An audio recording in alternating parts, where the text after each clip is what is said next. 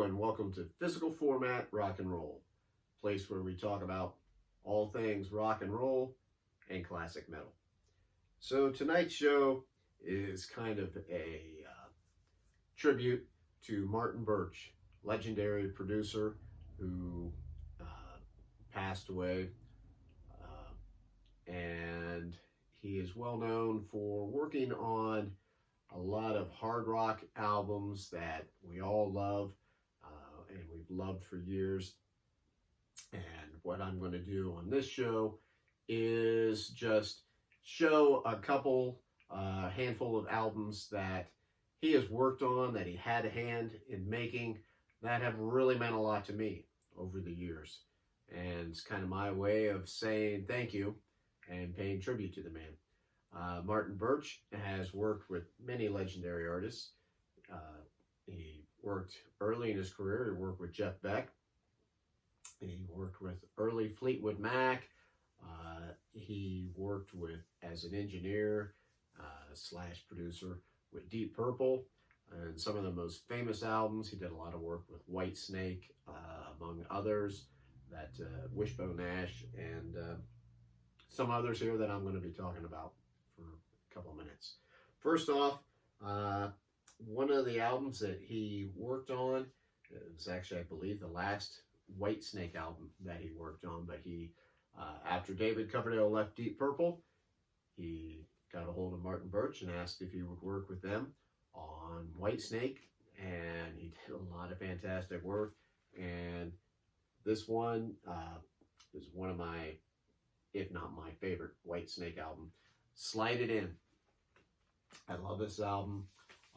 The songs on it are terrific, and the sound of it is great. It was kind of I feel like Whitesnake had been working up to this point, and if you listen to the next album, the self-titled Whitesnake album from '87, sounds a bit different than this production-wise, and it's a great album. I mean, I love that album, but the sound of this album, I love this. This is great.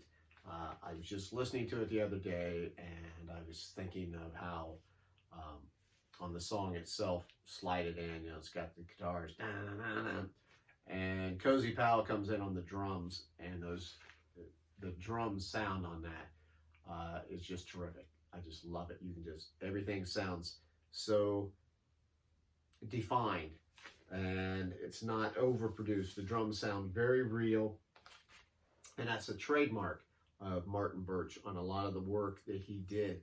He got a good sound out of a band. He got a sound that sounded realistic. He didn't overproduce, like a Mutt Lange on his work with Def Leppard. And I'm not putting that work down or anything. I'm just saying, I love the sound that he gets out of bands. He also gets them to, be more concise in their work. And it's just, it's kind of, the sound is in the middle, It's not too high end, trebly, or too bassy. And it's songs that can be played live. It gives you a very realistic view of the band, in my opinion. Another album that he worked on is Fire of Unknown Origin by Blue Oyster Cult, okay? This is, in my mind, this album's a masterpiece. I love this album. He worked on Cultosaurus Erectus, the previous album. Before this was the first one that Martin Birch worked with Blue Oyster Cult. And then came this one. And this is just, from top to bottom, what an album. And the sound of it is part of the reason. I remember buying this as a kid and just thinking, wow, what a nice, heavy but clean sound on this album. Fire of Unknown Origin, and all the songs he got, sometimes Blue Oyster Cult's a little bit guilty of putting some fluff into some of their songs. They might go on a little bit longer than they should, or they have pieces of them. I love Blue Oyster Cult, but sometimes they have songs where certain pieces don't necessarily work.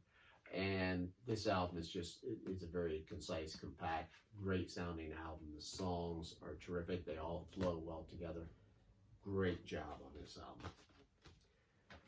Next up, Something he's very well known for is after Ozzy had left Black Sabbath, Ronnie James Dio took over in vocals, and it was his suggestion to Tony Iommi when he joined the band to get Martin Birch to work with the band.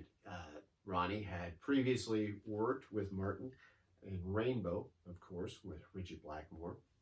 You know, there's some more famous albums he worked on, right? And the first thing they did here, Heaven and Hell, right? This is considered a classic, another masterpiece, and Martin is right there behind it. I mean, you know, what a risk. You know, your lead singer leaves and a new one comes on, and they made their best album in years, Black Sabbath did. And then they followed it up with Mob Rules, which is one of my all-time favorite albums. This is one of my all-time favorite heavy metal albums right here. I love Mob Rules. I've had it since I was a kid.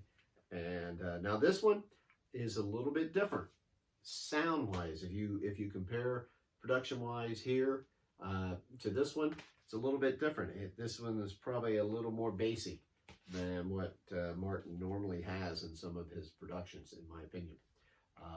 The drums sound a little bit different. Part of that might be because it's, you know, Bill Ward's playing drums on most of this, and this is Vinny Appice playing all the drums on this album. He's a different style. He's very heavy, and he has his own unique sound, and it's really captured well on here. I mean, that was one of the things that I really noticed on this album is the sound of the drums. It's like they're very, you know, thudding. I mean, low sounding. The drums themselves sound dark, and this whole album does, but it's great, fantastic. I love it.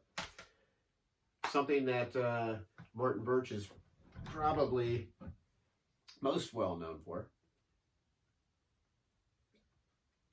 would be his work with legendary new wave of British heavy metal band Iron Maiden. Okay, Iron Maiden's second album, Killers. Martin Birch joined the fold to work with the boys on this album, and wow, what an album, right? Once again, another great sounding album. Everything is distinct in this album, and you know, like the title says, it's killer. This is a killer album. And he worked with Iron Maiden up until the early 90s, and he finally retired. Martin retired, and Maiden was the last band that he worked with. But he worked with them all throughout that period. Legendary albums. You know, I mean, they followed Killers with Number of the Beast when Bruce Dickinson first joined, and you know, wow, you know, you go from Killers to that, and then followed that with this masterpiece right here, Peace of Mind. Okay, Peace of Mind is, you know, all depends on who you ask, right? Could possibly be Iron Maiden's best album, and the sound on this album is a little bit different, I think, from Killers and Number of the Beast, and it's great. This is a great sounding album, and it's just chock full of great songs, great production, and he's worked. You know, pretty much most people would consider the era that Martin Birch worked on with Iron Maiden as their best. You know, if you would ask most people, hey, name your top 3 or 4 or 5 Iron Maiden albums, they're all going to fall in that time period. Well, you know, except for maybe their first album, which he didn't work on, and that's also great. But, you know, you can tell the step up sound-wise and song-wise from Iron Maiden's first album to this, and I would think Martin had, you know, a hand in that.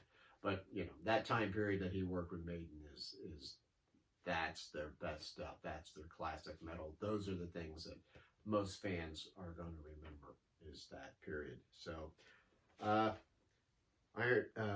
guess I just wanted to say thanks to Martin Birch for working on some albums that have meant a lot to me, and I'm sure it's meant a lot to people out there watching this.